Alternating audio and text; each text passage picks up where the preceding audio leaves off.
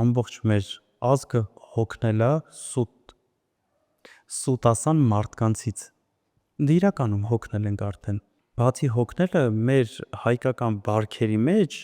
այդ լավ բան չի։ Մենք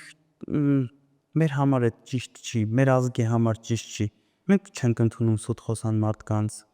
Մենք դատարկ խոսացող մարդկանց չենք սիրում։ Մենք չենք սիրում այն մարդկանց, ովքեր որ խոսում են ու իրենց խոսքի տերը չեն լինում։ Չսիրել ասելով գիտեք ինչ, դե արդեն վերաբերմունքդ փոխվում է այդ մարդկանց մասին։ Սամվել Կարապետյանի անցած ճանապարհը, թե ամբողջ մեր թիմի անցած ճանապարհը, Նարեկ Կարապետյանի մեր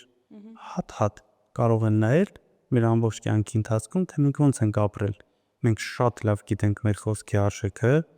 մենք լավ գիտենք որտեղ ինչ ենք խոսում, ու ձեզ մի փոքր գաղտնիք ասեմ, ինչ խոսում ենք, հավատացեք, դրանից ավելի շատ ենք անելու։ Մենք խոսում ենք այն մինիմումի մասին, որը որ 100 եւ ավել տոկոս վստահ ենք, որ